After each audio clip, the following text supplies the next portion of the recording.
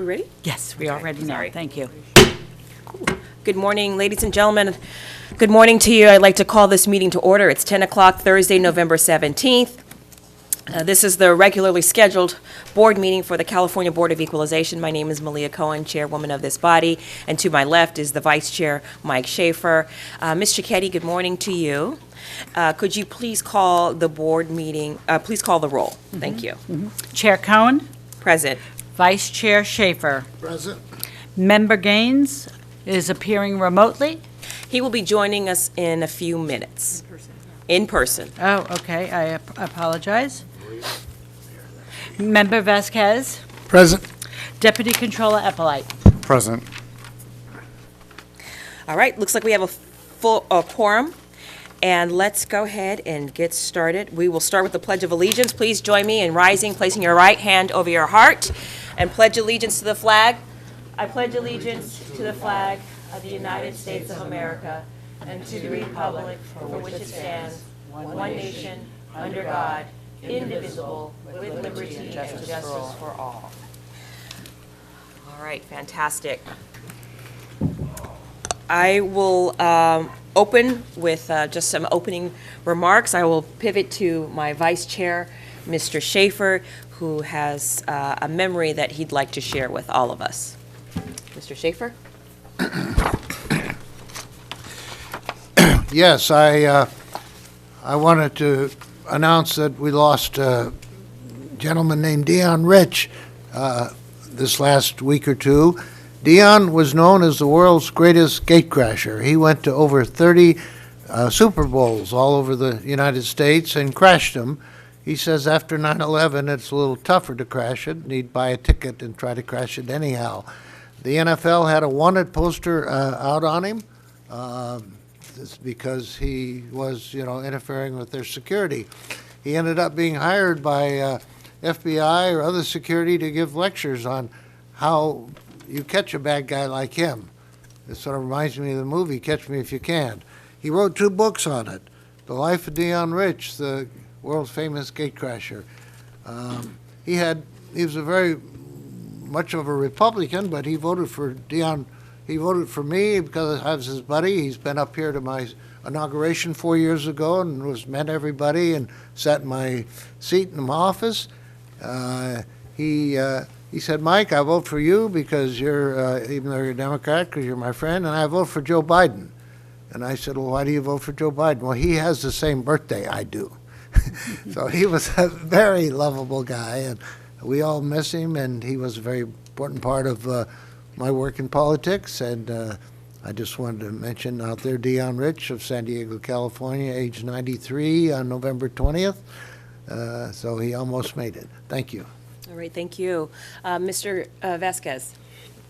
Thank you, Madam Chair. I'd just like to open this meeting in recognition of 2 important observances happening in November.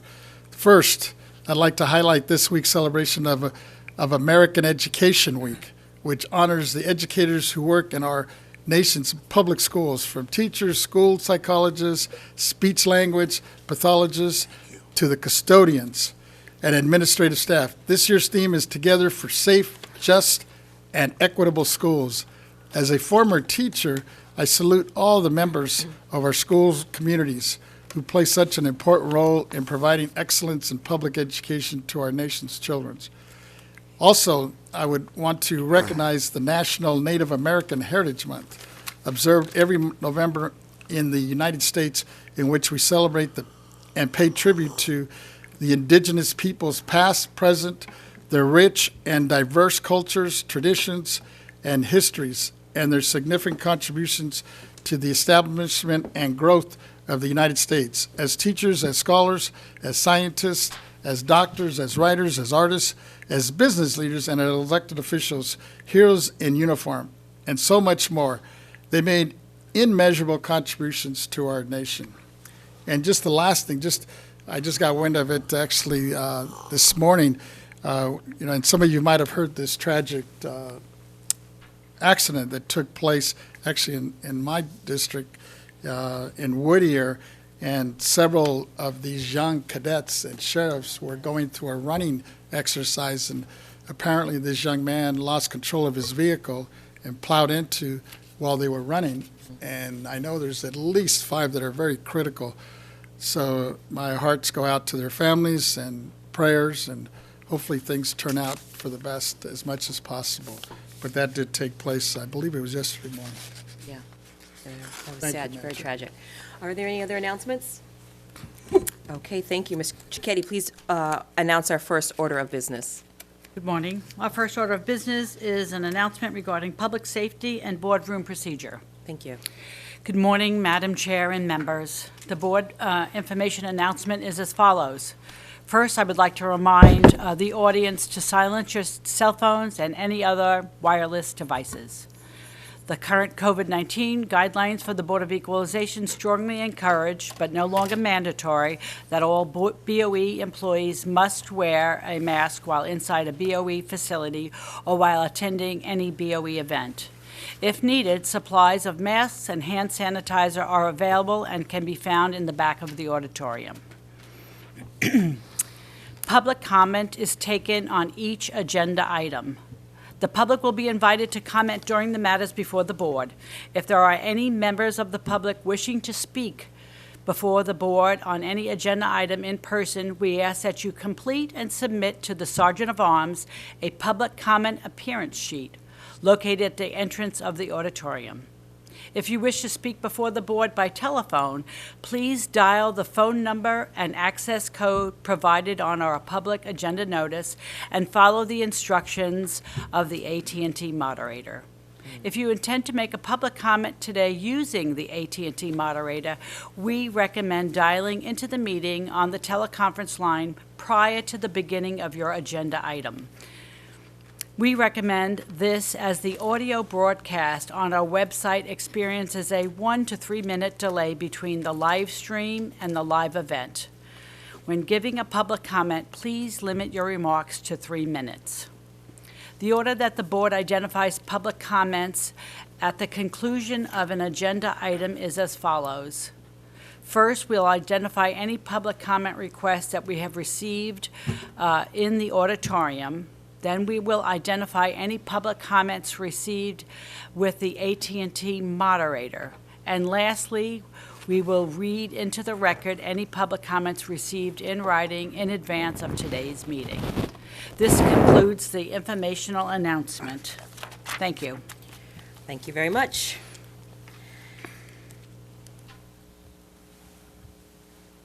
Let's call the next item. Okay. Our first order of business will be the item C, public hearing. C1, property tax rule 462-520, public hearing and certification of emergency amendments and adoption of additional amendments to property tax rule 462-520, exclusion from change in ownership, intergenerational transfers. This item will be presented by Mr. Nanjo. Good morning, members of the board. I'm not Mr. Nanjo. I'm Richard Moon, and I'll be making the presentation today. Yes, I was going to actually department. introduce Richard Moon, our tax attorney. Attorney 5 is going to be making this presentation, and both of us are available for questions. Go ahead, Richard. Good morning again. As you know, since the passage of Prop 19, staff has been working to provide guidance to interested parties and the public. And as part of that guidance, we have been promulgating regulations. The regulations before you in this part of the agenda are for the intergenerational transfer exclusion, and these rules were approved by the board and published on September 30, 2022. Public comments have or will be posted to the project page, but no amendments were made as a result of any of the public comments received.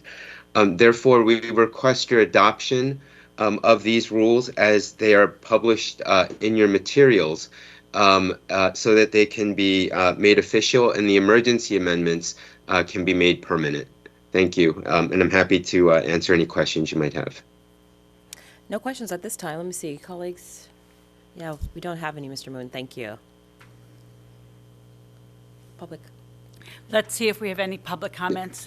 AT&T moderator, please let us know if there's anyone on the line who would like to make a public comment regarding this matter. Ladies and gentlemen, to make public comment, please press 10 on your phone's keypad. An operator will gather your name and place you in queue. Once again, for comment, please press 10. One moment, Madam Chair, we do have somebody queuing up. Hi. You just missed my eulogy for Dion. But I made you a couple copies.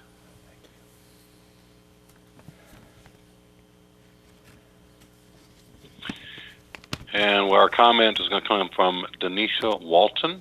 Please go ahead. Hi, yes, I'm calling because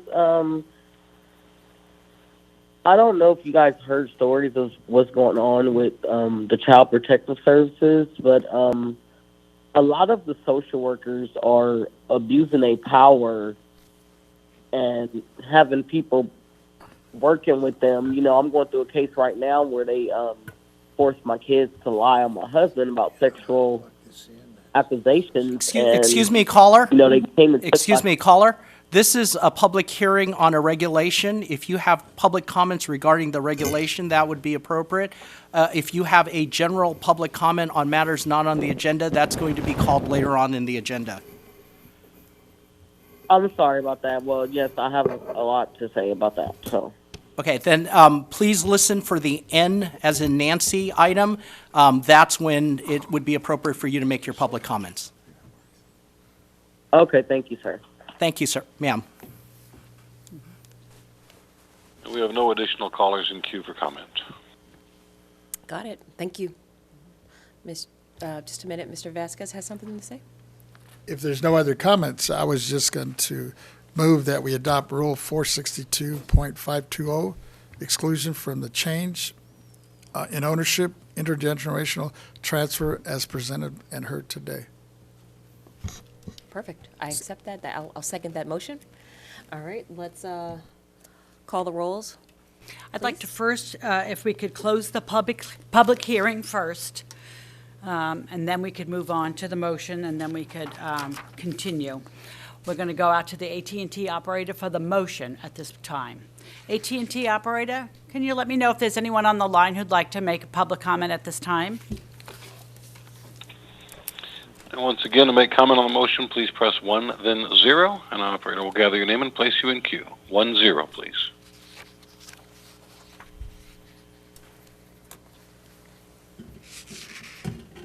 And we have no callers queuing up for comment. Thank you. Member Vasquez had made a motion to adopt a staff recommendation for the additional amendments to Property Tax Rule 462-520, with Member Cohen seconding. I'll take the roll now. Chair Cohen? Aye. Vice Chair Schaefer? Aye. Member Gaines? Aye. Member Vasquez? Aye. Deputy Controller Epelite? Aye. All right, this motion passes unanimously. Thank you very much. Let's call the next item. The next item on our agenda is item C, public hearing, C2, Property Tax Rule 462-540, public hearing and certification of emergency amendments and adoption of additional amendments to Property Tax Rule 462-540, change in ownership, base year value transfers. This item is presented by Mr. Nanjo and Mr. Moon. And again, I'm just turning it over to Mr. Moon. Mr. Moon, take it away. Good morning, Madam Chair, members of the board. Richard Moon with the Legal Department. Again, as you know, the staff has been working on rules and guidance for Proposition 19. The rules before you in this part of the agenda are for the base year value transfers. These rules were approved by the board and published on September 30th of this year. Public comments have or will be posted to the project webpage. And no amendments to the rules were made based on any public comments for this rule. Therefore, staff recommends and requests your adoption of these rules as they're presented in the material, and your adoption of these rules will make the emergency amendments permanent. Thank you, and I'm happy to answer any questions you might have. Thank you. I have no questions. My colleagues don't have any questions. Let's go ahead and move to public comment. AT&T operator, please let us know if there's anyone on the line who'd like to make a public comment regarding this matter. Once again, for comment on this matter, please press 10 at this time.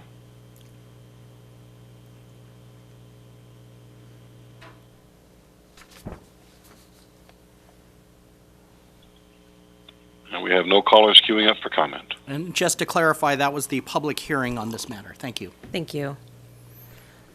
Mr. Vasquez. Yes, thank you, Mr. Moon. And members, I move that we adopt Rule 462.540, change in ownership, base year value transfer, as presented and heard today. All right, I'll second that motion. Let's call the roll. I'd like to, just at this time, we will close the public hearing on this item. And now that we have a motion, I'll go out to the AT&T moderator to see if we have anyone on the line who'd like to make a comment. AT&T operator, please let us know if there's anyone on the line who'd like to make a comment regarding the motion. For comments, please press 10 at this time. An operator will gather your name and place you in queue. 10, please.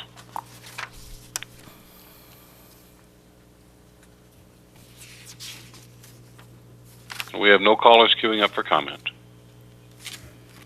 Member Vasquez has made a motion to adopt staff recommendation for Property Tax Rule 462-540 with Member Cohen seconding. The roll, Chair Cohen, Aye. Vice Chair Schaefer, Aye. Member Gaines, Member Vasquez, Aye. Deputy Controller Eppolite. Aye. All right, this motion passes unanimously. Let's call the next item. The next item on our agenda is I, Other Chief Council Matters, I-1A, Board Governance. Suggested revisions to governance policy, discussion and action on suggested revision to the board governance policy as of January 15th, 2021. This matter will be presented by Mr. Nanjo. Good morning, Chair Cohen, Vice Chair Schaefer, honorable members of the board, Henry Nanjo, Chief Counsel again. As you may remember, at the last meeting, there was some discussion among the board members that some changes or edits to the board's governance policy would be desired. So consequently, I have collected those suggestions received up until the date of, I believe, Monday, and then I sent them out to the board members. They are also attached for the public to review as part of this PAN item, public agenda notice item. Other than that, we received changes or suggested changes in two areas. One was the proposed addition of Section H, Board Workgroup Policy and Charter on the on page 12. It would be added to page 12, Section Roman numeral 7, Roles and Powers of the Board. Since everyone has a copy of the document, I won't bother reading it. And then the other changes we received were proposed changes, and I sent out on the document that's attached to PAN and sent to the board members the current text for Roman numeral 8, Board Chair and Vice Chair, subsection A, election of the Board Chair and Vice Chair on the agenda. You have the current text, and then there were three proposed changes or to that section.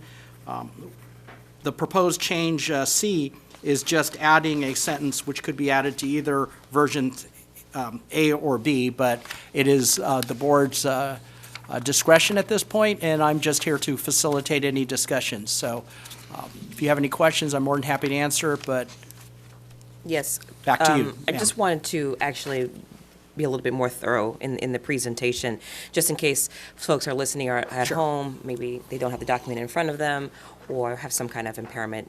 So can you walk us through the changes? sure. Spell it out for us. Sure, Thank you. absolutely. So the change to Section H is the inclusion of a section called H, Board Workgroup Policy and Charter.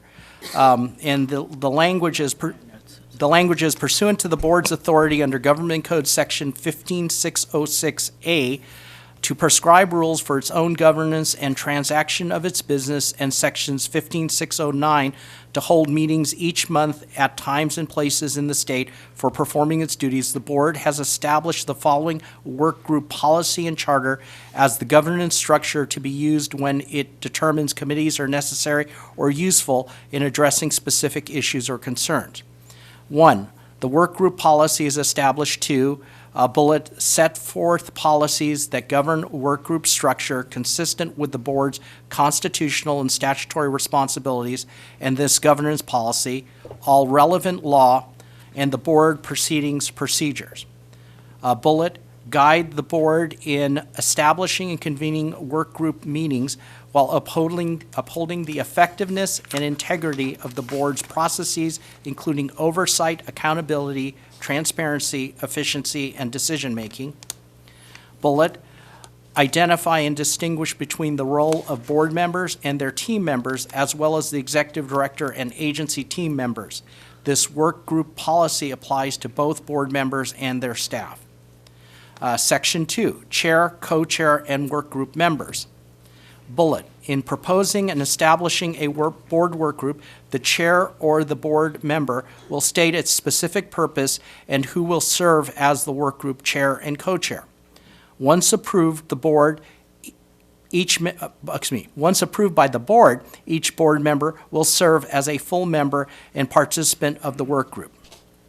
Bullet, the work group chair and co-chair shall perform these duties only to conduct and carry out the assigned purpose of the work group and shall not interfere with or assume the role of board chair or vice chair in section Roman numeral 8 of this governance policy, and that bullet is italicized. Bullet, the work group chair and co-chair shall establish the work group meeting, plan, agenda, supporting material, and the list of and invitations to invited scheduled presenters and participants, the location and facility, and the preparation of meeting minutes.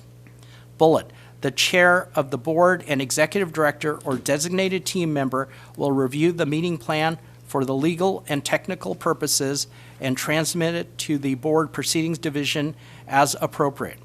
Bullet, the work group chair and co-chair are responsible for conducting the work group meeting and drafting work group report or reports so that the information is available to the full board and the public at a regular date-specific board meeting.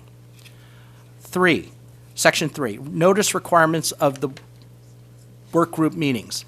Bullet, the board shall publicly notice each work group meeting consistent with the Public Agenda Notice, or PAN, process and the Bagley-Keene Open Meetings Act to ensure board stakeholders and public of their opportunity to fully engage in the discussions, actions, and decisions of the board and have a seat at the table. Bullet, board work groups may only discuss meeting items publicly noticed on the Public Agenda Notice. Bullet, the board work group agenda, minutes, materials, and reports shall fulfill all board proceedings, procedures, and public meeting requirements. Bullet, the board shall schedule the work group adjacent to regularly scheduled board meeting, or if, due to the urgency or importance of the matter or demands and competing priorities of BOE team members, the board may schedule the work group meeting at a different time. Section 4, report out on work group information. Bullet, following the adjournment of the work group meeting, the work group chair shall prepare meeting minutes and related tasks, including compiling materials received or reports needed for the full board's consideration. Bullet, the work group chair shall submit the draft minutes of the chair of the board and the executive director for approval. Let me start that again. Bullet, the work group chair will submit the draft minutes to the chair of the board and the executive director for approval, and upon approval, transmit to board proceedings for posting to the BOE website for board approval at a regular scheduled work group or board meeting. Bullet, the full board will direct the work group's schedule of updates and reports. Bullet, the work group chair shall report at the board's next regular scheduled meeting accompanied by a written report reflecting the work group's discussion, recommendations, and findings. Bullet, conclusion, the board shall determine and publicly announce the conclusion and final adjournment of the work group, including the outcome report or reports and/or board actions resulting from its efforts. And this submission or suggestion for change was accompanied by the change to the board chair and vice chair election provision 13, Roman numeral 8A, with the addition of a clause in that paragraph that basically states the board's vote for a work group chair and work group co-chair shall authorize the members selected to perform only those work group duties and to conduct only those work group meetings for the assigned purposes of the work group, and does not connote any transfer of the role of board chair or board vice chair in its governance policy. So that's the language that's being suggested appears to be consistent with this board's previously approved board work group charter and procedures. So, colleague. Thank you very much for reading that Yep. into the record. So, colleagues, I'd like to highlight just my proposed changes to the election of officers.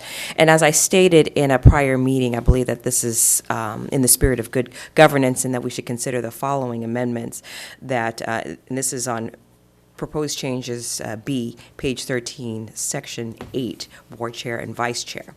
During an election year, the board shall defer the election of the chair and vice chair until after duly elected board members are sworn into office.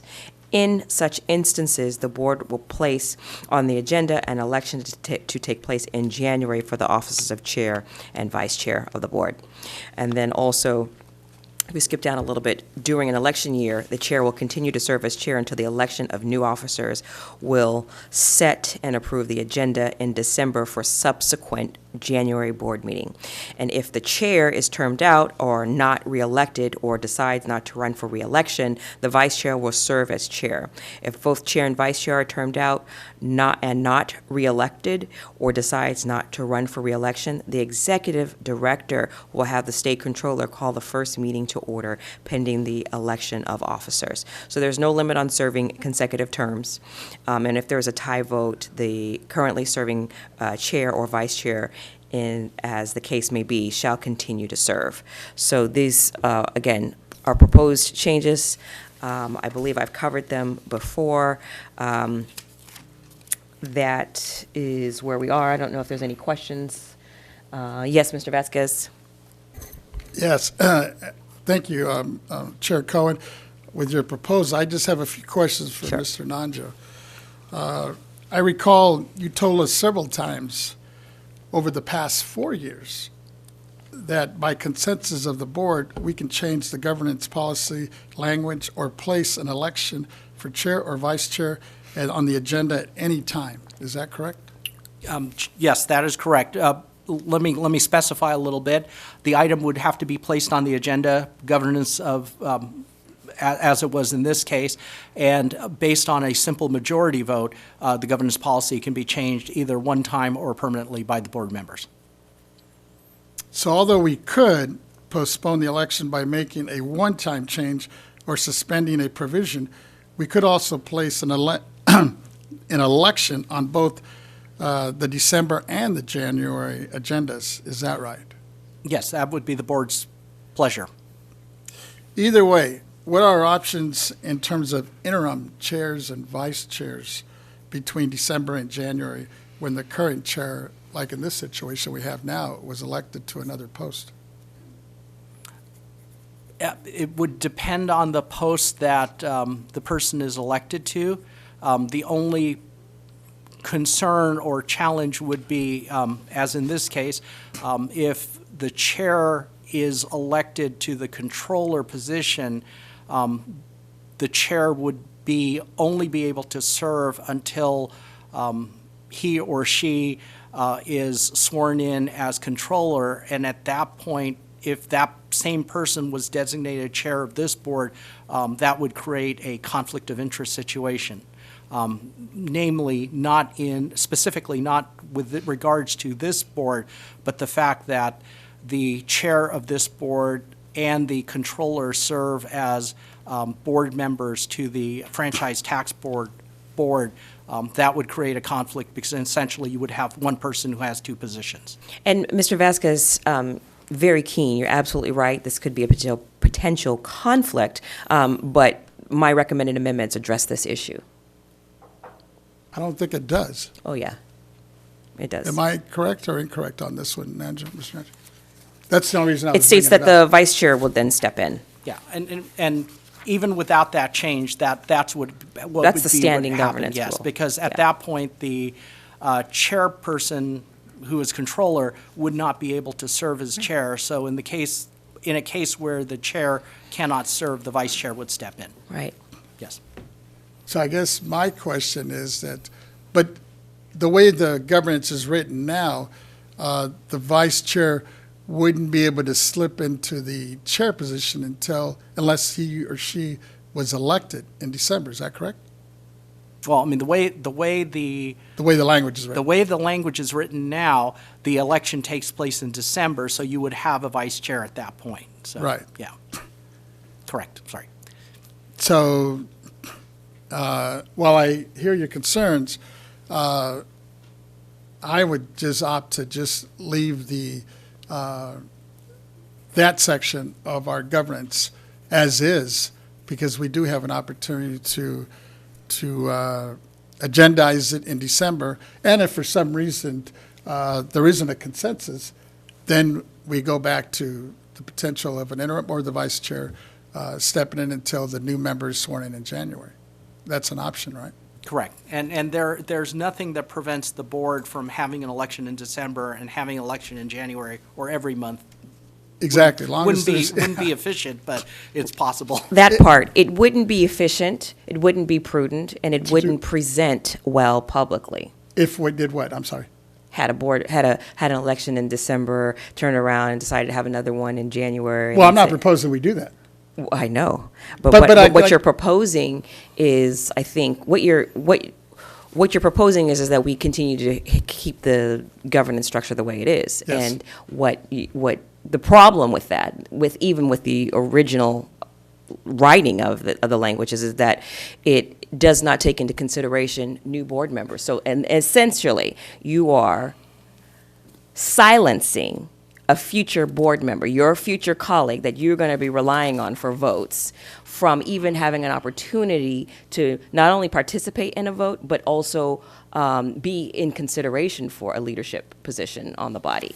And I think that is woefully undemocratic and unfair. So that is why these amendments that we're proposing will clarify and address your issues about changes, but also acknowledge that this body is going to have a new member on it in January. So to have a vote in December on leadership, I think, is a bad faith effort. This is a person that's going to join you on this team, and then you're going to say, because of the deadlines or not the deadlines, but on when a person is sworn in, she will not be able to take a vote. I mean, that's just, I think, we should be very cautious and aware of that. I'm very cautious of that. And my only concern is that I thought we set the governance up specifically to set the tone for January, for the next election. I don't see a new. Can I finish? I let you finish. So at the end of the day, I don't see this being undemocratic. I just see this being leadership. I don't see a new board member getting elected and being sworn in and all of a sudden becoming the chair. Because we're just talking about the chair at the end of the day. I have no problem on holding back, if you want to hold back the vice chair as an example, because she may be interested in that. But at the end of the day, the chair, I think, should go through the process that we did. The only reason we had a new member in 2018 when we came in is because we were all new. All four of us were new. It wasn't like there was two members that were rolled over from the previous board, which then I could see why they would possibly at least select their chair. And I think if you go back to the history of this board, I think that's the way it's been run, for many, many years. So while I agree with you that it's good to be inclusive, and I want to be inclusive, but at the end of the day, I don't think it should stop our movement and our leadership. Because at the end of the day, whoever gets elected as a chair to start in January should have the opportunity working with our staff in December to prepare the agenda for January. You're asking us now to kind of limp along from December to January because we're going to be missing our leadership. And then congratulations on your role. I mean, you'll be coming back, but we will be headless for that period. No, we will never, we are not headless, but I think what I want to cautious this body is that your argument is based on a very unique situation to this cycle of where we are. What I'm proposing is something that will solve future problems. This is a governance policy. It is a document that is fluid, that will be broad and encompass and address future other challenges that we may not see or we may not anticipate. You will have leadership in December, you will have leadership in January, and you still have the flexibility to call and change the governance policy moving forward. I'm asking us to think in a broader sense and understand that the policy suggested changes incorporate other possible challenges that we're going to see. Correct me if I'm wrong, Mr. Nanjo. I see you're nodding your head in agreement. I just want to make sure that we are not being myopic and small and just looking at this one election cycle and trying to make a decision based on that. So, Mr. Vasquez, what I'm asking is that we simply demonstrate good governance and that we're setting a solid policy that is universal, that would be able to accommodate all scenarios of whether we have a board, all new board, or we have half new board members in the seat. Who knows? I mean, there could be, people could step down in an untimely reason.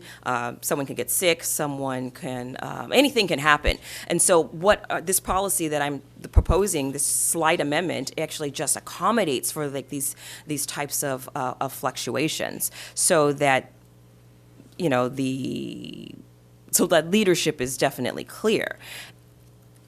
This is, yeah, I don't. No, I agree with you, and Right. like you mentioned in your earlier remarks, you said that this document is fluid, which is true. So I think there's no problem with us moving forward and leaving as is. And the event something should happen, like you mentioned, not this situation, but 2 years from now when there's another election where there's a vacuum and all of a sudden there's all new members. There's nothing stopping that board from changing it prior to that election, because you do have this little window. It's like we have this window right now. For example, if we stick to what we have and have our elections every December, if for some reason 2 years from now, all four of us decide to move on somewhere else, or even in 2 years, we decide to move on and there's a vacuum before, whether it's 2 or 4 years, there'll be a big change. Yeah, but even in 2 years, let's say for some reason we decide to run for another office in 2 years, or decide to step down, and there's nobody sticking around. In the event that should happen, we still have a little window where we could change this governance policy.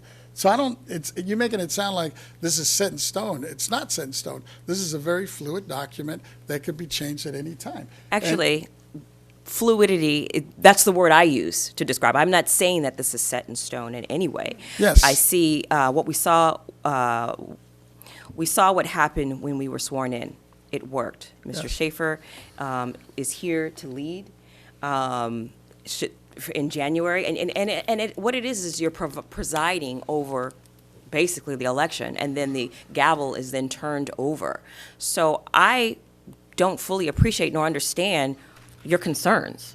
Like, what's the issue? Well, I don't see a problem that this is solving your proposal, your changes, because at the end of the day, Vice Chair Schaefer, he still has the right. He could run in December if he's interested in running for chair. There's nothing stopping him from running for chair in December. And if it turns out he has the consensus of the board, we move forward, or whoever it may be that takes over leadership. So I don't see the reason we need to change it now. I guess I don't see the problem the way you're looking at it. But I could be wrong. I guess we'll ask our colleagues and see. So I think what I'm hearing from Mr. Vasquez is that he doesn't have a problem with, although the board is made up one way in December, and the board will have a reconfiguration in January, that election will still hold moving into January. What happens is what's concerning, and we are in a democracy, is that you are literally silencing one of your members from being able to I exercise. don't think so. That's where we disagree. Okay. Yeah. That's where we disagree. I don't know why we have to change it. It seems to me that the policy that we have in place currently, is something that we already determined through our governance policy, and I think there's flexibility there. If with a new member coming in, let's say we go ahead and make a decision on who the chair is in December, and if the new member coming on board does not like that, that individual could bring it up and challenge the chairmanship at that time, and take another vote and see if it stands. But because I do believe there's enough flexibility there for that to occur if that's the will of the board. You got to get 3 each time. You'd have to do it in December, and I do like the idea of having some consistency carryover of someone with experience that would be a chair of this committee, and of course that individual would have to prove that to the new board member in terms of providing that stability as to whether they're flexible or comfortable with it or challenge it. I agree. Okay. Mr. Saver, do you have any comments? Well, I'm really not in favor of adding all kinds of new provisions for work groups and for how we elect people, because we can do that when the time arises. The board may have entirely other interests with a new chair and a new vice chair, but I admire the concern and creativity of our chair here, and I would tend to support what she's trying to do, knowing that if it doesn't work out, we can unwind it all in a few months. Nothing that we really do is set in stone. And it's nice that you bring these matters up, but I'm not excited about the change. It's not saving any money for the taxpayers. It's just, dealing with how we function, and that's a very important thing, too. Mm-hmm. I don't know if Mr. Epperlight has any comments, or I'm assuming you're going to be voting on this.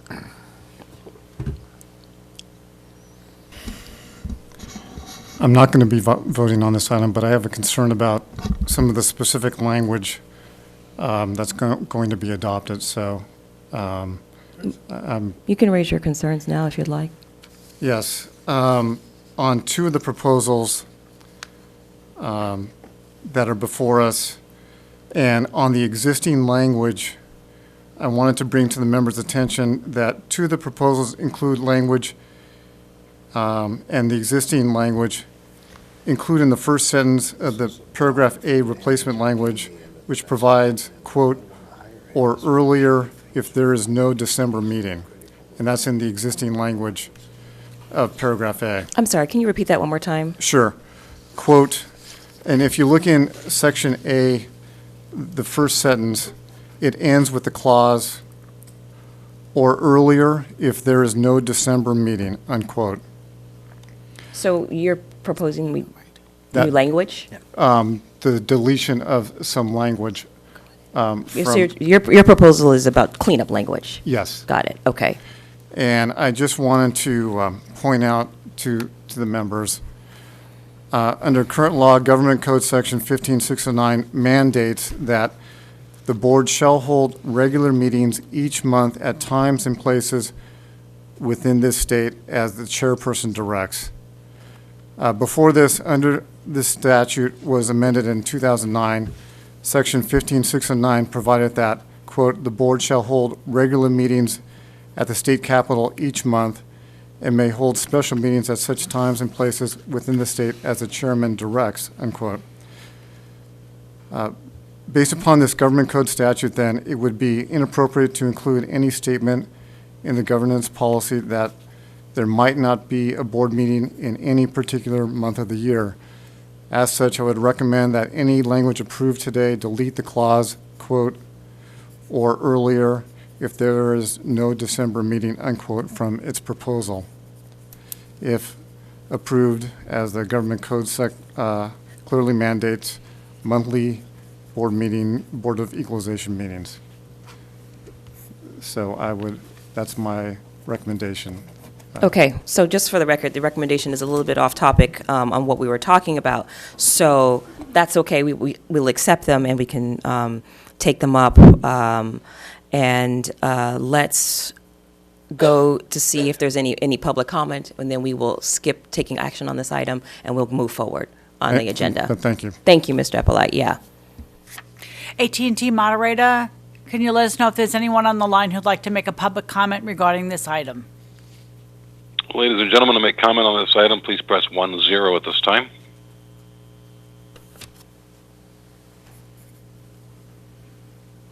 Once again, for comments, press 10, please. And we have no callers in queue. Great, thank you.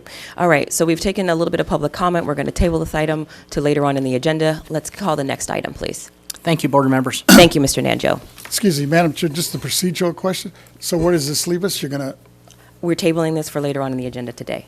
today? Today. Okay. We're not prepared to vote on part of it, though? Yep, we're not voting on it. I'm not calling it. We're moving the agenda. We're going to the next item. But I want to make a motion then. I'd like to make a motion that we leave the items, Just, excuse me, just a point of procedure. I believe I already called the next item, Mr. Nanjo. If you could bring some clarity. I don't think the next item has been called yet, so technically, if there's a motion, Well, I'd I like to make a called motion. it But. and was interrupted. There's a parliamentary procedure here that I'm disagreeing with the chair's request to move off of an item, because we were discussing something here. I think we can vote on part of this, and if you want to table the election of the December piece, I have no problem. We can table that if you want to do that. Well, I appreciate that you have no problem. technically, under Robert's Rules of Order, a tabling of an item requires a vote. So that would require a motion and a vote. Other than that, the clerk has not called the next item, so technically, we're still In discussion. in discussion, correct. This item is going to be addressed later on in today's meeting. Okay. Now, so you're making a motion to table it? Is a motion required? I'm under the impression that we can skip this item and that we can go on to the other portion of the agenda. I mean, my recollection of parliamentary procedures says different, but I could be wrong. I'll have my governance attorney weigh in. Ms. Himovitz? So, my name is Julia Himovitz. For the record, I'm an attorney with the board. So procedurally, I believe that you do need a motion to table this. My recommendation right now might be to take a break so that we can look into the answer for you. Thank you. Sure. All right, we'll take a break. Thank you, Julia. We're going to go into break at this time. Yes, it's 10:48. We're breaking. A 5-minute break. Thank you.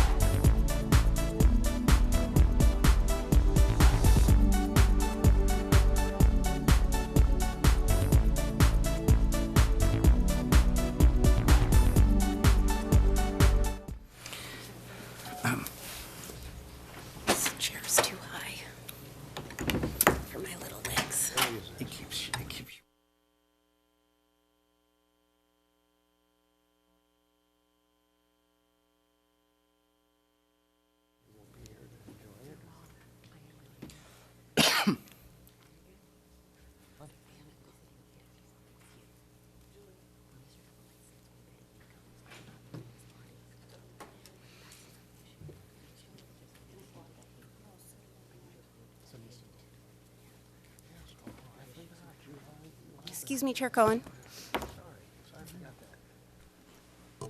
All right, we're coming back into session. It's 10:56.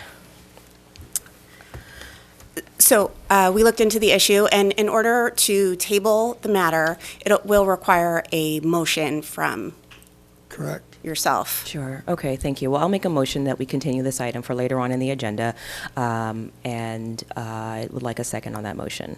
Is there a second? I'll second that motion. Thank you very much. Let's call a roll call vote, please. Public Yes. comment. Oh, yes, we'll take a public comment on the issue of, on the motion to table this discussion. AT&T moderator, can you let me know if there's anyone on the line who'd like to make a public comment regarding this motion? Well, ladies and gentlemen, for public comment, please press 10. Once again, if you wish to make a comment, press 10, please.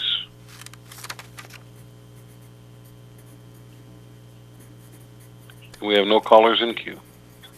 Thank you. Please call the roll. Before we take a roll call vote, I just point of information, Madam Chair. I noticed in your comments earlier, you mentioned that this item was coming up on the agenda later, and I'm looking at the agenda. I don't see where it's coming up again. The motion that I've made that No, has I'm been- not talking about the motion. that's I'm been talking about your sustained. comment you made earlier in the discussion. You said that we were going to take up this item later in the agenda, and I don't see it on the agenda anywhere else. Julia. Excuse me. Right now, there is a motion on the table. You're welcome to have a discussion on the motion. The motion is to table it to discuss later, which the chair has the right to do, to push it later. In the motion, if you'd like, my recommendation, excuse me, would be if you'd like to have a specific timer when it may or may not be called. It hasn't been handled yet. The motion is simply to move it. And so if the question perhaps could be as to when it will be called, would be an appropriate. Thank you. Chair Cohn has made a motion to table item I-1A to later on today. It has been seconded. The second has been received by Deputy Controller Eppolite. I'll call the roll. Chair Cohn? Aye. Vice Chair Schaefer? Aye. Member Gaines? No. Member Vasquez? No. Deputy Controller Eppolite? Aye. The item passes Thank 3-2. you. We'll take it up later on in the agenda today. Thank you. Ms. Cicchetti, could you call the next item? The next item on the agenda is Administrative Session J, Administrative Consent Agenda. We will take these two consent items up on one vote. J1 is the adoption of the retirement resolution of Michael Dean Saunders. I'm going to read his resolution into the record. Honoring Michael Dean Saunders on his retirement. Whereas Michael Dean Saunders, Senior Specialist Property Appraiser in the County Assessed Property Division, Training and Certification Unit, will retire on December 30th, 2022, after 20 years of outstanding and meritorious service in the state of California and the California Board of Equalization. And whereas Michael began his career with the California State Board of Equalization on August 1st, 2007, as a junior property appraiser in the Assessment Services Unit within the Property Tax Department, County Assessed Properties Division. And whereas, as a result of diligent work and demonstrated ability, he advanced to positions of increasing responsibility, first earning appointment to the position of Assistant Property Appraiser in August 2008, and Associate Property Appraiser in August 2010. Whereas on January 31st, 2014, as a result of his exemplary work ethic and dedication to the workplace, he promoted to Senior Specialist Property Appraiser within the Assessment Services Unit. In August 2016, he transferred to the Assessment Practices Survey Unit, where he was part of a survey team conducting compliance audits and samples of the 58 county assessors' practices and procedures in an effort to promote statewide uniformity and consistency in property tax assessment throughout the state. And whereas on March 1st, 2021, he transferred to the Training and Certification Unit within the County Assessed Property Division, where he was an instructor and provided training to BOE staff and county assessors and their staff on real property tax matters, such as the valuation of agricultural, California Land Conservation Act, and taxable possessory interest properties. And whereas throughout the many years of service, Michael has served the people of the state with fairness and dedication. Therefore, be it resolved that we, the members of the board, do hereby extend to Michael Dean Saunders our sincere and grateful appreciation for his dedicated service to California State Board of Equalization and the state of California. Our congratulations on his well-earned retirement and best wishes to him and his family for continued success, happiness, and good health in the years to come. Thank you very much. I appreciate you reading that. Mr. Saunders wanted to just say congratulations to you, and we wish you well on this new transition in life. The next item up for your consideration for the consent agenda is J2, the board meeting minutes for October 18th, 2022. The minutes of the meeting were attached to the public agenda notice for your consideration. Members, would anyone like to address any discrepancy in the minutes? If not, is there a motion to accept both these items? So moved. Thank you. Let's take public comment. AT&T moderator, could you let us know if there's anyone on the line who'd like to make a comment on this item? Ladies and gentlemen, for comment, please press 10.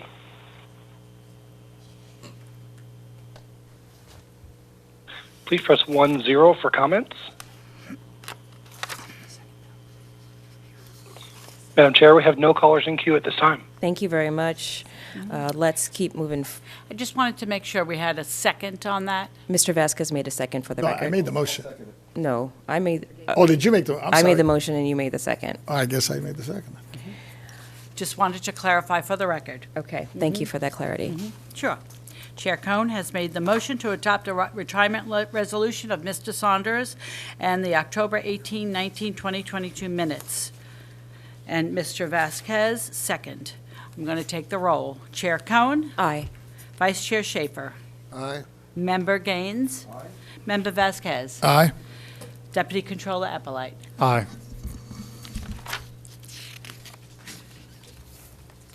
The motion passes. Thank you. Let's call the next item. The next item on the agenda is K, Other Administrative Matters, K1A, Executive Director's Report, Organizational Update, Report on the Status of Pending and Upcoming Organizational Priorities. This matter will be presented by Ms. Dowers. Good Thank you. morning. Chair Cohen, honorable members, I'm Yvette Stowers, Executive Director. I would like to start by acknowledging the general election last week. Members, even though the results have not been certified, I would like to congratulate each of you, as it looks like you have succeeded in your respective campaigns. Additionally, we'll be welcoming a new board member-elect, Ms. Sally Lieber, who will be representing District 2, beginning in January, and we look forward to onboarding efforts with her and her staff. Members, for today's report, I will provide an update on revenues related to the implementation of Prop 19 and give an update on the conference with the annual California Assessors Association.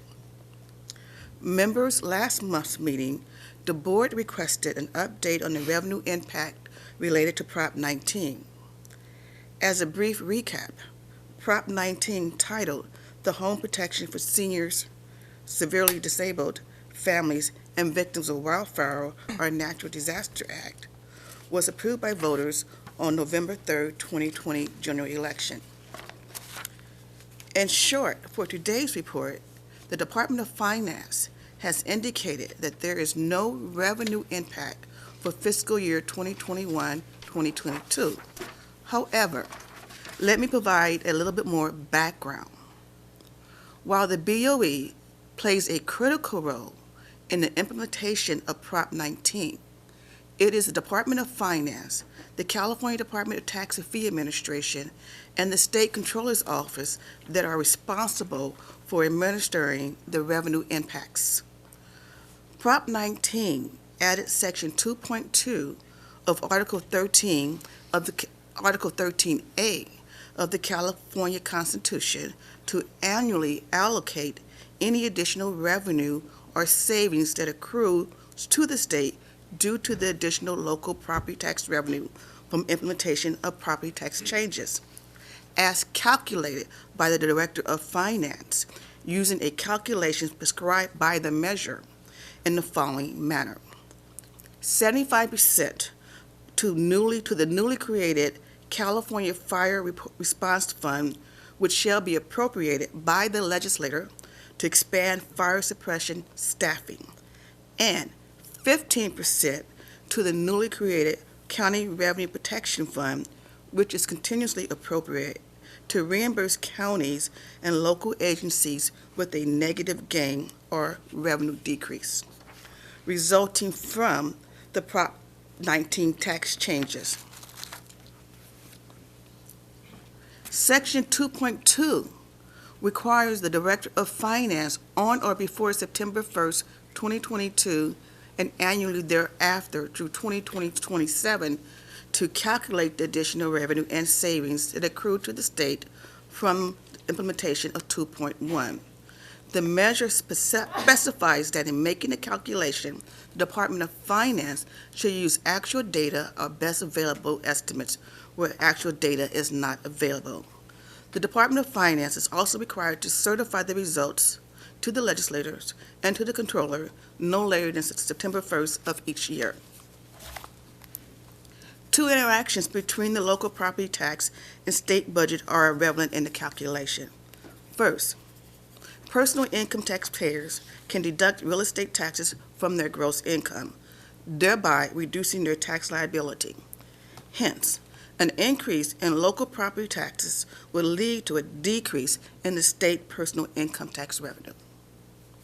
Second, increase to local property tax revenue can potentially result in savings to the state through the reduction in the state's funding obligation under Section 8, Article 16. Prop 98 back in the day. As reported in their September 1st, 22 letter, the Department of Finance calculated that there was no additional revenue and no increased savings to the state from Prop 19 for fiscal year 2021 to 2022. Therefore, the Controller will not transfer any funds to the California Fire Response Fund or the County Revenue Protection Fund for fiscal year 2021-2022. That's a lot, so I'm going to take a breath. And before I go to the next part of this report, are there any questions? Mr. Vasquez. Thank you, Madam Chair. Thank you, Ms. Stowers, for the Department of Finance report. Let me make sure I understand this correctly. So the Department of Finance is required by Prop 19 to calculate annually by September 1 the amount of money that the state controller must transfer to this new California Fire Response Fund. Is that correct? That's correct. And the first year's calculation has been completed, and the amount of money that will be transferred to this California Fire Response Fund is zero, correct? That's correct, sir. But according to the ballot measure, Prop 19 would increase revenue by tens of millions of dollars per year for both the state and local governments, and most of this new state revenue would be spent on fire protection. Do you know what who projected those tens of millions? I do not know, sir.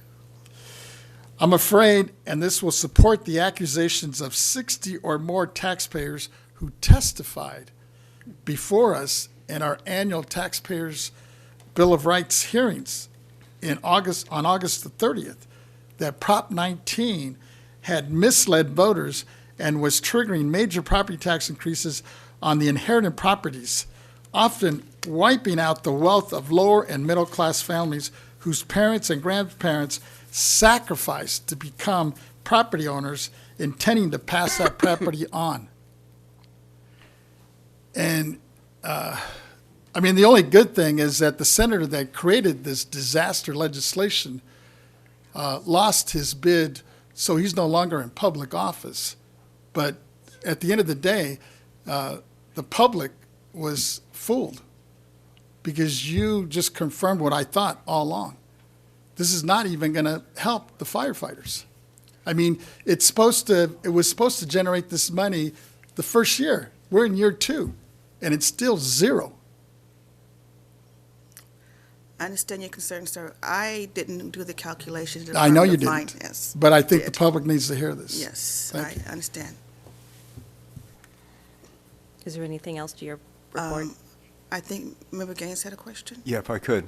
Okay, Mr. Gaines. Yeah, thank you. I want to appreciate the comments from Member Vasquez in terms of the tax revenue. Where's tax revenue going, right? So if 3/4 of it was supposed to go to fire hiring of additional staffing, and not $1 headed in that direction until, I guess, the 22-23 budget period, for which we'll have to ask the question again. It makes you wonder. That also indicates that no money is going to counties to help offset. I'm assuming the 15% the counties was to offset the expense of the implementation of Prop 19? It was to offset if there was a decline in their revenue. Okay. With the, basically when it comes to the base year transfers. Okay, all right. Yeah, That's but still an your- issue your- with the counties, assumption is so. correct. There's no money going into that fund Yeah. either. Okay. Okay, to offset the difference in tax, income taxes versus the property tax, right? But I'm hearing from a lot of my county assessors that they're already incurring expenses as a result of implementing Prop 19, and they need financial help too in terms of implementing this. So I've heard the same cries from my constituents. These are first-generation individuals that have developed wealth, and people that have worked very hard to get where they are, and now they're having to sell off properties, or their children or grandchildren will, because there's enough cases out there where the taxes have gone up so dramatically over the last 30, 40, 50 years, depending on how long the parent or grandparent held that property, that it creates a financial challenge to retaining it. And so I've always been against Prop 19. I continue to be against it. I hope that there is a fix with this element, because I think the base year transfer opportunity is a good one for taxpayers. And it's just this aspect of valuing property upon the passing, when property is going to a child or a grandchild. And it's so difficult here in the state of California to develop wealth, because it's a very expensive state to live in. It's a state that we love, but it's just really tough to make it work, to even buy a home. And so when we talk about the barriers, and we've talked about that a lot here, and I give credit to my colleagues for trying to look for solutions for home ownership, but if we don't give that to the next generation for an opportunity to develop wealth that they can then pass on, then we're really going backwards, and we're turning into what could be a poorer state, which is not the California dream. So we'll continue to monitor this. Thank you for the update. I appreciate it, and let's just make sure that that is, as much as we don't. I'll speak for myself. The challenges that I have with Prop 19, as much as I have challenges with the initiative in and of itself, we have to make sure it's fairly implemented and it actually does what it said it would do in terms of these funding mechanisms. So thank you. Thank you. Okay, the second part of this report, Madam. Real quick, I just want to thank you for responding to my request for this report out. It's important that there is full transparency and eyes on this process, and I figure that this is only the beginning. There'll be more reports on this subject matter, and I look forward to all the subsequent reports. Absolutely, Madam Chair. This definitely was your request, and this is where we're at, and Yeah. we will continue to get reports as you will, obviously, Yeah. and report out since we do play a key role in Prop 19. And so I wanted to kind of go over the second part of it. The second part is that second fund where CDTFA is required to do the allocation and based on what the counties are reporting to them on where they have their revenue loss and revenue gains. That's their responsibility. They started an interested parties process. They did a discussion paper where the assessors and the county treasurers and auditors had an opportunity to provide input on how they thought the allocation should be.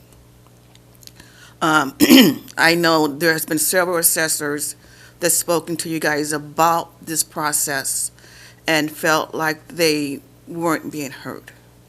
And that was we heard that last month as well. So I did look into where is CDTFA right now. And they spoke with me. They are doing the regulation. The regulation is actually scheduled to come out tomorrow for public comment. Yesterday at the CEA conference, this topic came up again, and they expressed their frustration. And then there was some concerns on CDTFA side. They did not want to step on our toes and our oversight role, although they have the responsibility to do the allocation.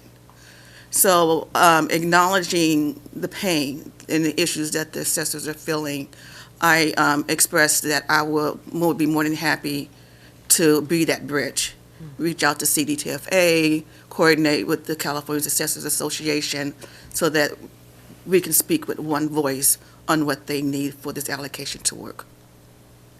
Thank you. More news to come. Great. Okay.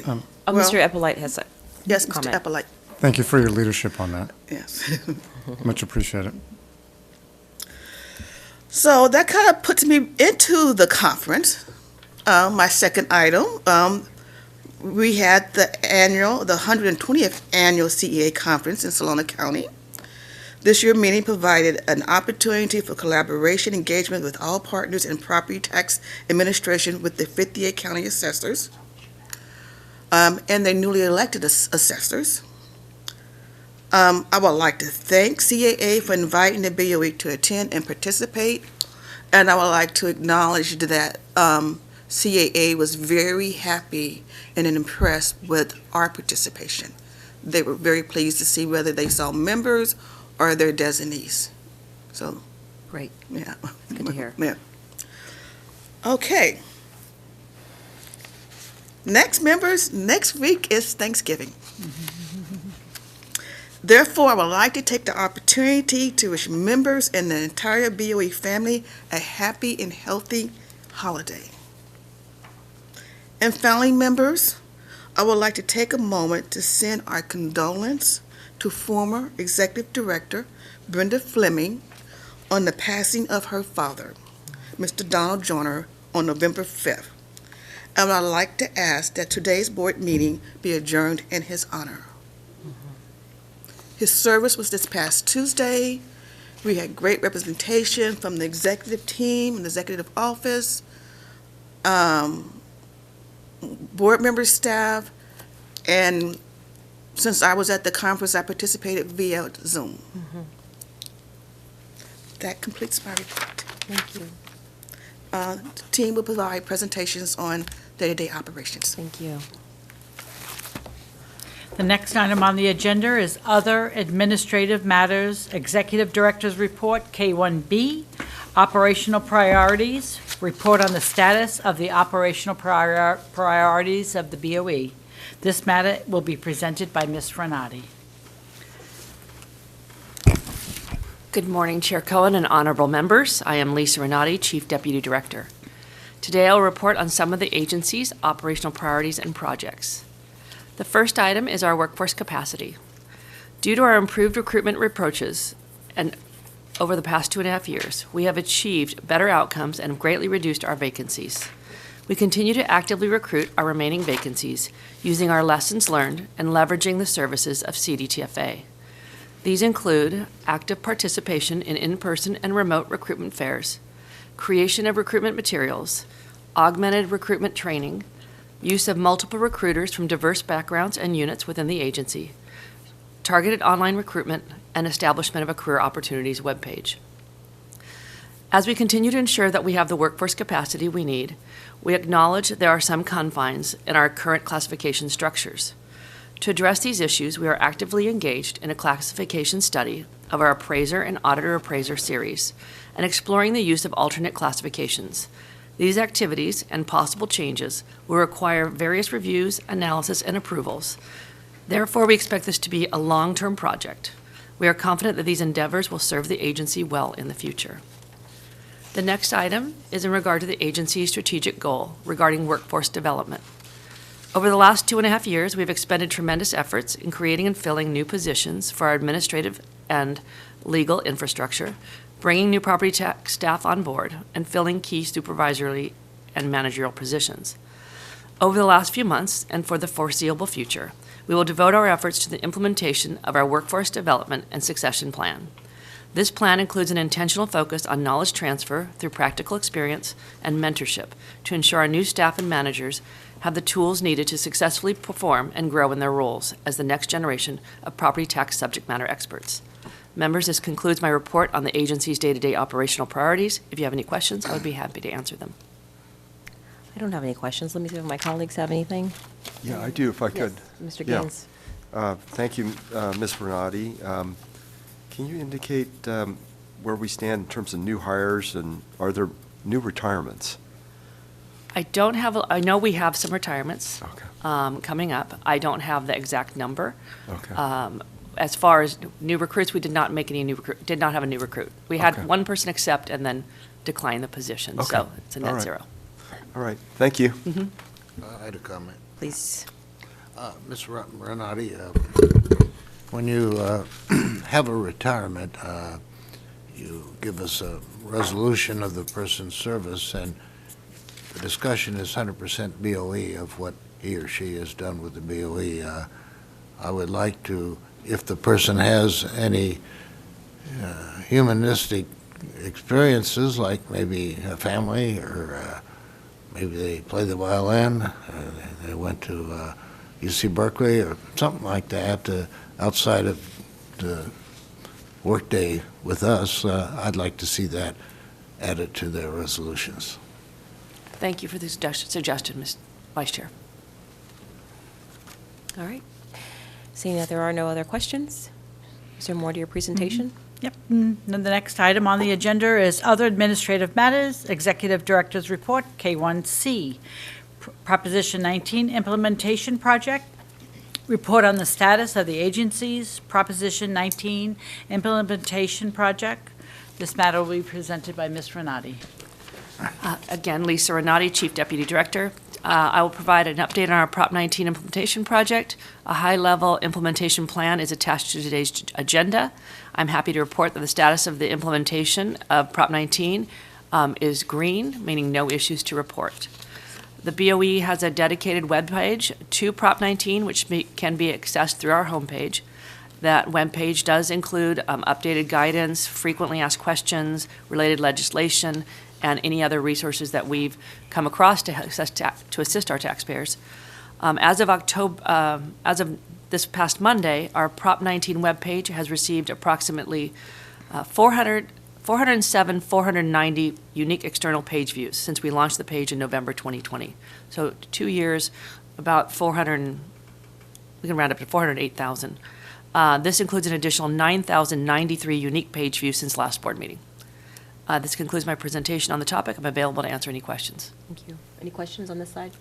Schaefer, Gaines? No. None? Thank you. Thank you. I'm going to go out to the AT&T moderator on this. It concludes the administrative matters. AT&T operator, could you please let us know if there's anyone on the line who'd like to make a public comment regarding this item? Ladies and gentlemen, for comment, please press 10 this time.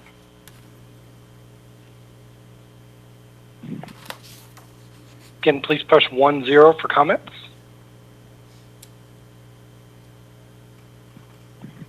And Madam Chair, we have no one in queue at this time. Thank you. The next item on the agenda is Other Administrative Matters, Taxpayer Rights Advocate Office Report, K2A, Operational Update. Update on the activities of the Taxpayer Rights Advocate Office, including Proposition 19, Education and Outreach, and other matters. This matter will be presented by Ms. Wing. Good morning, Chair Cohen and honorable board members. I am Margie Wing, the Senior Specialist in the Taxpayer Rights Advocate Office. I'm here to provide an update on the activities of the Taxpayer Rights Advocate and Office and Proposition 19 Education and Outreach to keep you informed. Our agency's advocate, Lisa Thompson, extends her apologies for being unable to attend today as she is out of the office. First, I would like to share with you some statistics on the number of taxpayer cases completed by the Taxpayers' Rights Advocate Office and provide some insight on the types of cases they consisted of. Attached to this month's public agenda notice is a memorandum from our office to the Executive Director reporting the number of completed and resolved cases, itemized by board member district, further distinguished between the administrative versus the evaluation categories, and by topic area within those categories. In October 2022, we completed 27 cases. 8 were in Board Member Gaines' District 1, 9 were in Board Member Cohen's District 2, 3 were in Board Member Vasquez's District 3, and 7 were in Board Member Schaefer's District 4. Of the 27 cases completed, 8 were from the administrative category, and 19 were from the valuation category. The administrative category includes topics such as creating and mailing tax bills, refunds, penalty cancellation, defaulted and delinquent taxes, access to data, special assessments or direct levies on the property tax bill. The valuation category includes topics such as change in ownership, declines in value, appraisal methodology, exclusions, exemptions, new construction, actual enrollment of values, general property taxation, and assessment appeals. With respect to the administrative category and its 8 cases in total, 4 pertained to delinquent or defaulted taxes, 1 pertained to filing a claim for refund, and 3 involved other concerns, such as pass-through expenses from a landlord to a tenant and legal ownership. With respect to the valuation category and its 19 cases in total, 5 pertained to actual enrollment of values, 1 case concerned appraisal methodology, 2 cases pertained to assessment appeals, 2 cases involved change in ownership, 5 cases pertained to exclusions from reassessment, 2 involved exemptions, and 2 cases involved general property taxation. To provide some additional insight on the specific type of exclusion exemptions of cases, I offer this further breakdown. For the 5 cases involving exclusions from reassessment, 2 pertain to the parent-child exclusion, 3 pertain to base year value transfers for persons age 55 and over. Of the 2 parent-child exclusion cases, 1 fell under prior law, Proposition 58, since the transfers occurred before the February 16, 2021 effective date of Proposition 19, and 1 fell under the current laws of Proposition 19's intergenerational exclusion provisions. With respect to the 3 cases pertaining to base year value transfers, 1 case was under the prior law of Proposition 60, as the transfer occurred before April 1, 2021, while the other 2 cases involved transfers that occurred under current laws of Proposition 19. For the 2 exemption cases, one pertained to the disabled veterans exemption and one pertained to historical aircraft exemption.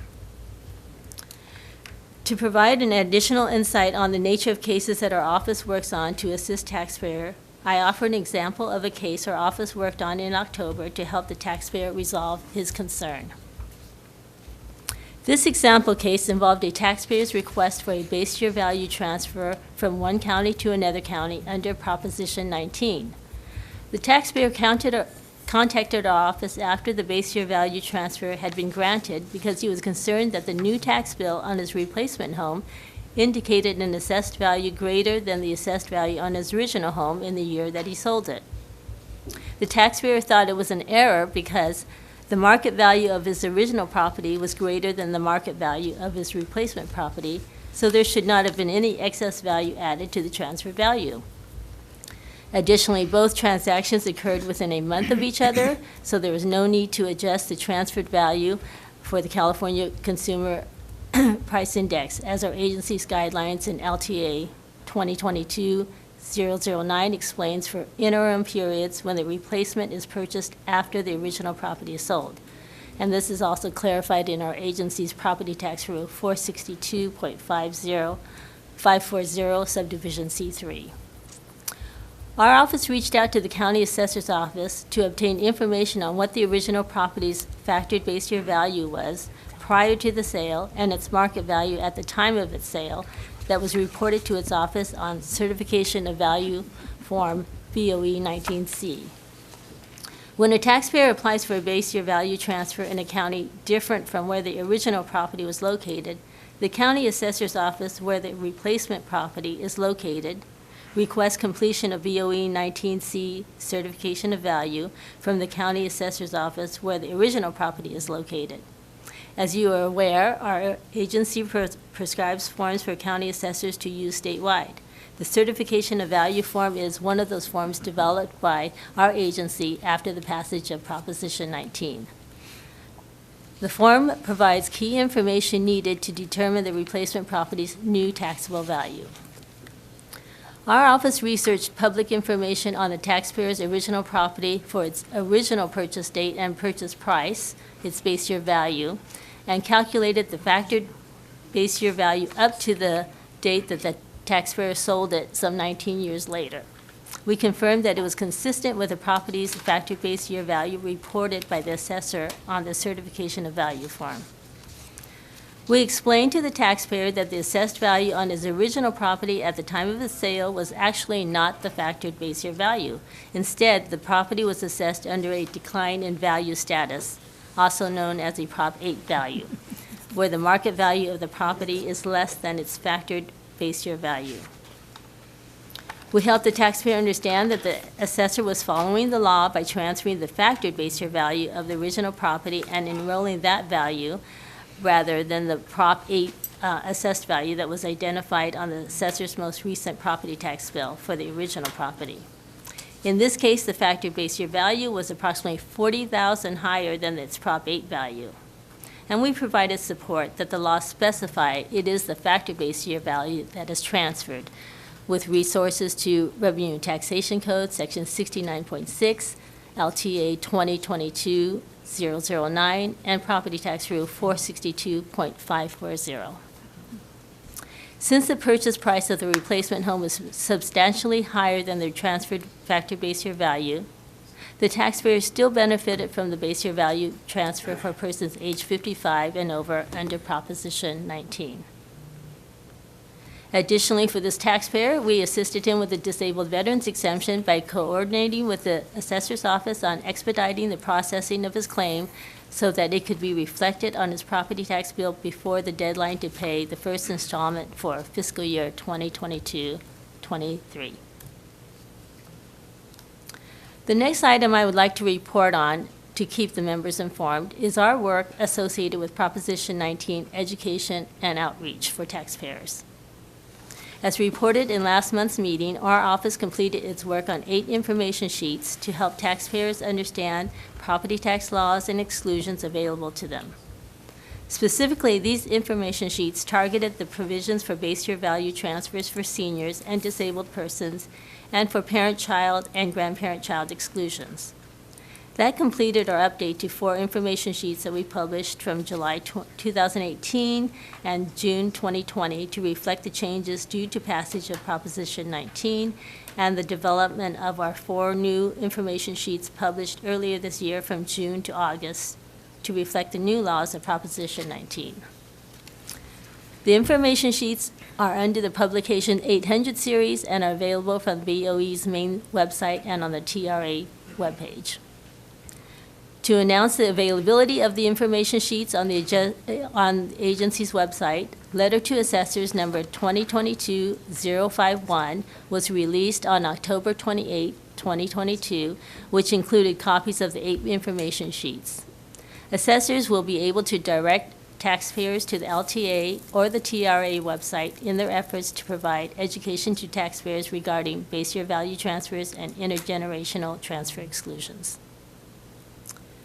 Lastly, we are pleased to announce that the information sheets for the parent-child and grandparent-child exclusions under the current laws of Proposition 19, as well as the prior law under Propositions 58, are now available in Spanish on our agency's website.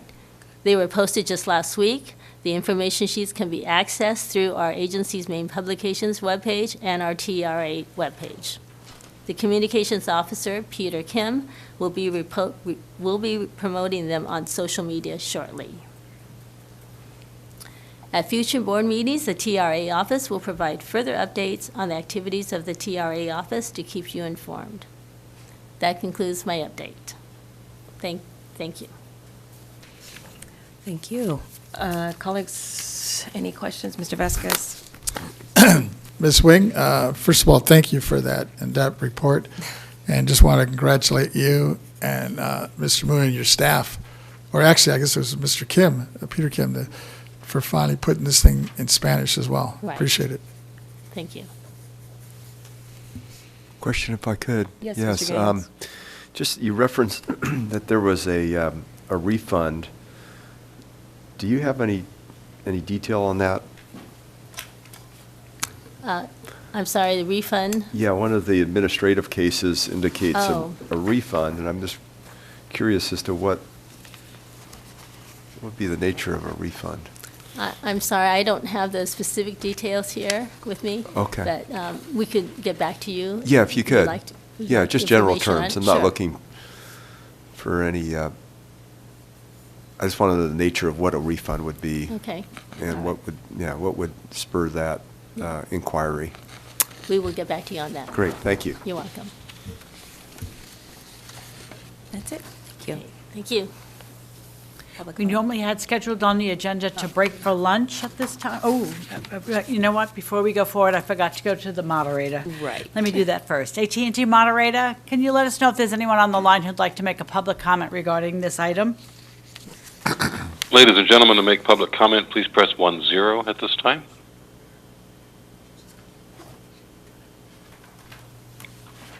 Once again, for comment, please press 10.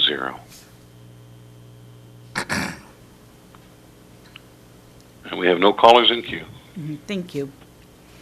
Could we go to item K? We can, Thank yes. you.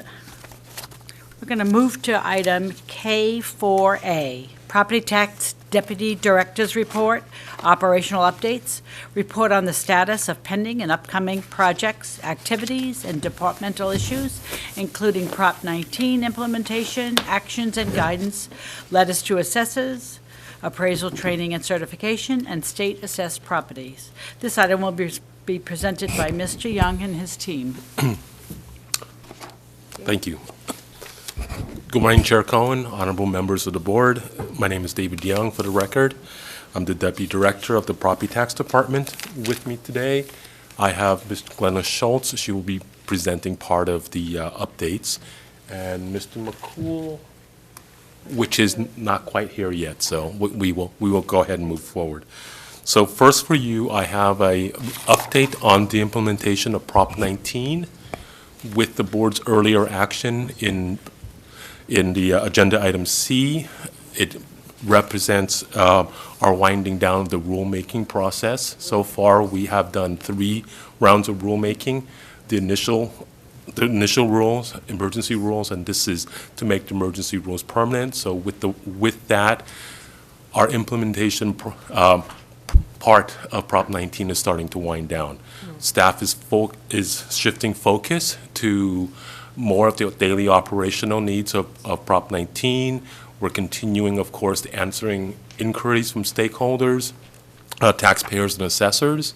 We are also focusing on our administrative role, as in our clearinghouse functions. We do have a clearinghouse function for the base year transfers, that we keep track of the 3-time limit for each one of those base year transfers. And we're continuing our own internal processes of educating and updating our staff. And of course, we continue looking at our existing guidance and monitoring the need for additional guidance as it comes up with the assessors or with stakeholders. So we're doing a slow transition out of the implementation and more into the daily administration of Prop 19. It is consistent with our plan. We had projected an implementation process to basically start winding down by the end of this year. So we are on target. So thank you. That concludes my presentation for Prop 19 updates. I'm available for any questions you may have. Let's see, questions? Oh, okay. Thank you. Thank you very much. And without questions, I will turn over to Ms. Glenna Schultz for the next presentations on letters to assessor. Thank you. Good morning, Chair Cohen and honorable board members. I'm Glenna Schultz, Principal Property Appraiser in the County Assessed Properties Division. Today, I will provide you with a brief report on letters to assessors. Attached to the agenda this month is a memo on letters to assessors, which provides a list of the LTAs that have been issued since our last board meeting. In addition, it provides a link to the board's website where a list of all LTAs can be found that have been issued to date. As of the date of the attached memo, board staff have issued a total of 51 LTAs for calendar year 2022, and 4 of those LTAs had been issued since our last board meeting.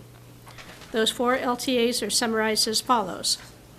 An LTA to issue an assessment practices survey report for Napa County, an LTA on 2022 property tax legislation, an LTA that announces the 2023 calendar for the valuation of public utilities and railroads, and, as Ms. Wing just finished discussing, an LTA that announced updated information sheets on Proposition 19 by our Taxpayer Rights Advocate Office.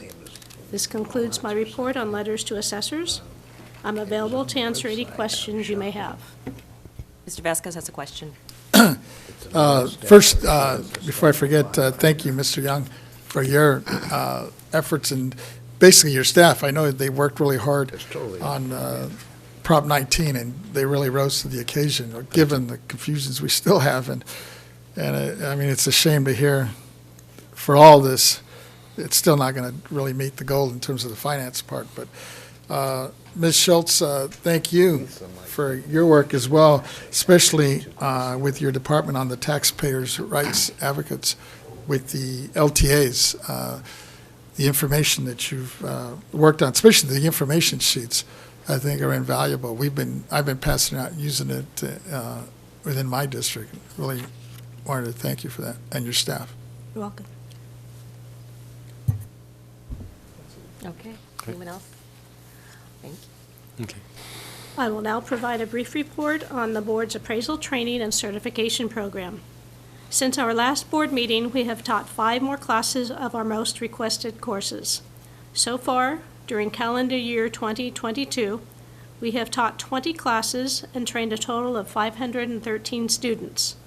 During 22-23, we have scheduled 33 classes, both in-person and virtual.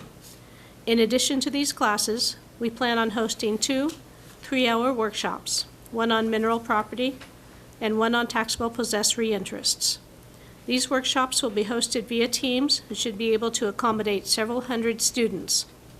We will also continue to offer our existing online training courses available through American River College and California State University, Sacramento, as well as our online courses available on the BOE's website, plus our self-study training sessions also available on the BOE's website. With this combination of different types of teaching formats being offered and utilizing more staff from other sources, we anticipate being able to far surpass the number of courses offered and the number of students taught in recent years. This concludes my report on training and certification. I'm available to answer any questions you may have. Thank you. Let's see. Mr. Vasquez. Once again, thank you, Ms. Schultz, but I was just wondering on this, the capacity, especially since we're doing some of these classes online.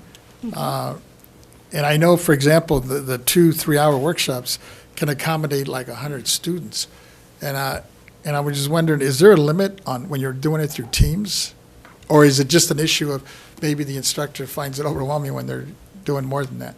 We do have a limit when we do the courses during Teams so that the instructor is able to answer the student questions and deal with the students better. Interact, yeah. Yes. So I imagine that's the challenge, because I know, in speaking to some of the assessors when I was at the conference a few days ago here, they were expressing their concern and, their frustration that they just need more of this. And I think doing it online obviously helps, I think, a little bit, but one, I guess it makes it easier for them to participate. But I was just wondering if there was a way to maximize it as possible. But at the same time, I know the issue becomes, how do you do justice to all the students? No, you're absolutely correct. There is a little bit of a distinction between some of our classes themselves and our webinar or workshops. Our webinar and workshops are more of a informational meeting where we give them a lot of information. The opportunity for a whole lot of dialogue and questions and answering questions, it's a little bit smaller.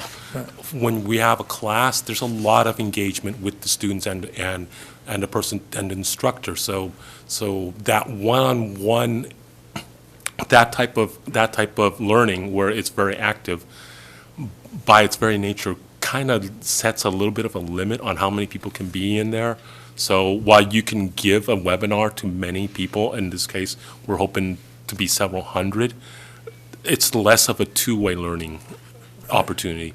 The classrooms are really our two-way learning type venues. So there's a little bit of a limit.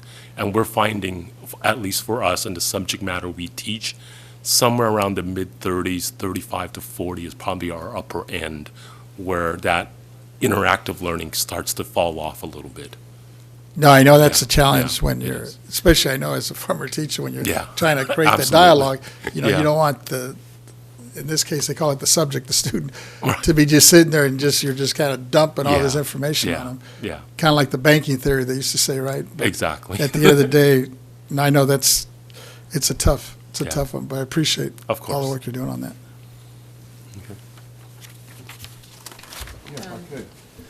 Go ahead.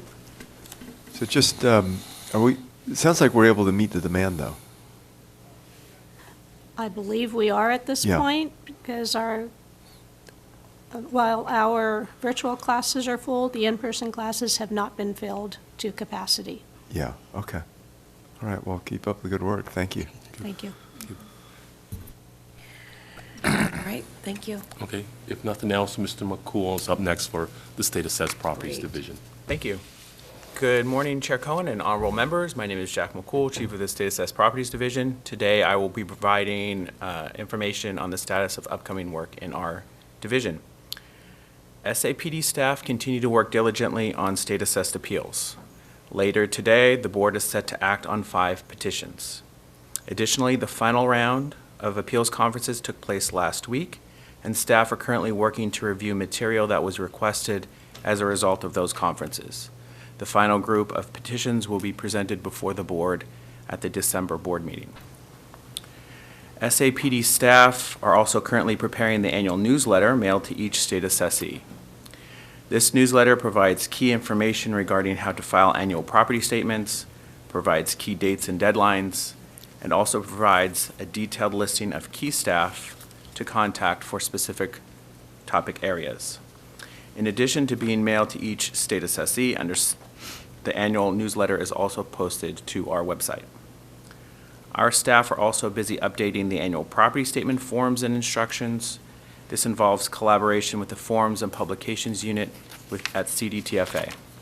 The final electronic version of the forms and instructions will be placed on our website and will be made ADA accessible. Each assessee will be mailed a hard copy of their applicable forms and instructions in late December, with the forms being due next March 1st. That concludes my report, and I am available to answer any questions. Thank you. Comments? Oh, Mr. Vasquez. Just a quick one. I know we're trying to get to that point where we're 100% paperless, and I know it's a little bit tough, and this also came up with some of the assessors. And I was just wondering, as we're doing more of this and we're promoting it, what we can do to kind of push that forward, because I know I did run across one assessor that I guess is still kind of the old school, where he wasn't real excited about pushing paperless because they still want that tangible piece. And I know we can't enforce that, but obviously we can encourage it. Sure. And I'm just wondering, perhaps as we move forward, is there some way that we could possibly, I guess, make it more inviting and less threatening for some of these folks that we have that are it's tough to move them from, the whole modernization piece, right? I get that piece. Right. Yeah, and that's why we provide both options. So I don't have specific percentages, but I will say the number of assessees that will file the electronic versions of the forms with us increases every year. But we do provide the hard copy version for those that continue to want to file with the hard copies. There's conversations on modernizing our technology that are longer term, and it would be our hope to incorporate further electronic options for those that wish to take advantage of those. Yeah, I was just wondering what we can do to kind of put aside some of those fears that some of these older folks have. Sure. And I'm one of them. It's tough. It's a challenge. As things become so more and more modernized and technology is taking over. Yeah.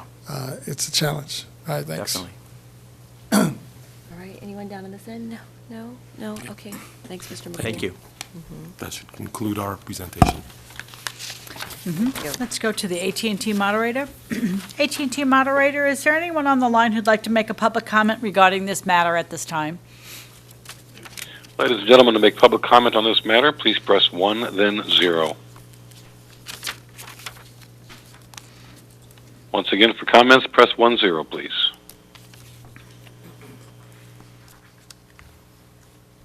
And we have no callers queuing up for comment. Thank you. Thank you. We will take up the legislative matter after lunch. We're going to break for lunch. Thank you so much. 1 hour. We'll be back. We will reconvene in 1 hour at 1 p.m. Thank you.